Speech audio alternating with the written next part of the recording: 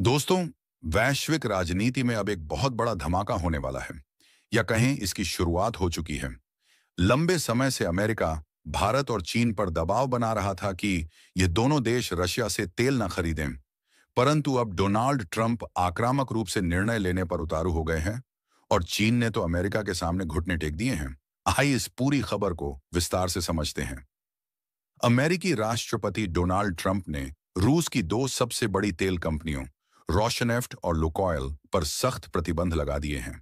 कारण स्पष्ट है, रूस को युद्ध फंडिंग से रोकना और वैश्विक दबाव बढ़ाना। इन प्रतिबंधों के बाद रूस के लिए स्थिति गंभीर होती जा रही है, क्योंकि इस निर्णय के बाद रूस के तेल के सबसे बड़े खरीदार चीन और भारत अब तेल आयात घटा रहे हैं। इससे रूस की तेल आय में 35 से 40% गिरावट और हर महीने 6 से 8 अरब डॉलर का नुकसान होने का अनुमान है। रोसनेफ्ट और लुकोइल, जो रूस की 60% तेल सप्लाई संभालती हैं, उनके निर्यात पर भारी असर पड़ा है। चीन ने अमेरिकी प्रतिबंधों के बाद अपनी राज्य तेल कंपनियों को समुद्री सी बॉन्ड रूसी तेल खरीद पर रोक लगा दी है। यानी अब 3 समुद्र के रास्ते से रसिया से तेल नहीं खरीदेगा।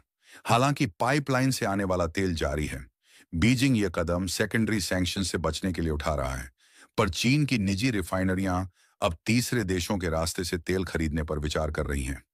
भारत के लिए यह फैसला दोहरी चुनौती है। पहले सस्ते रूसी तेल से भारत हर साल अरबों डॉलर बचा रहा था।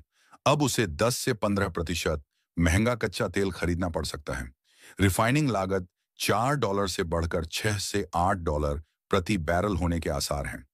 इसका मतलब पेट्रोल डीजल की कीमतों में 3 से 6 रुपये प्रति लीटर तक वृद्धि। रिलायंस और नायरा जैसी रिफाइनरियां विकल्प तलाश रही हैं, जबकि सरकार मध्य पूर्व और अफ्रीका की ओर झुक रही है।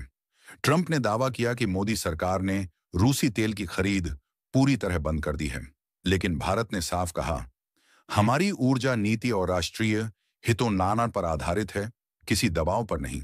ट्रंप प्रशासन का इरादा साफ है, रूस की अर्थव्यवस्था पर वित्तीय नाकेबंदी और साथ ही चीन भारत पर दबाव। अब ट्रंप शी जिनपिंग बेरोसान की आगामी मुलाकात भी इसी मुद्दे पर केंद्रित है। उद्देश्य रूस का राजस्व कम करना, ताकि उसकी युद्ध संचालन क्षमता घटे। तो सवाल बड़ा है, क्या भारत और चीन अमेरिकी दबाव में झुकेंगे या फिर तेल राजनीति से जन्म लेगा नया वैश्विक ऊर्जा गठबंधन? कमेंट में बताइए, क्या यह अमेरिका की जीत है या रूस का नया गेम?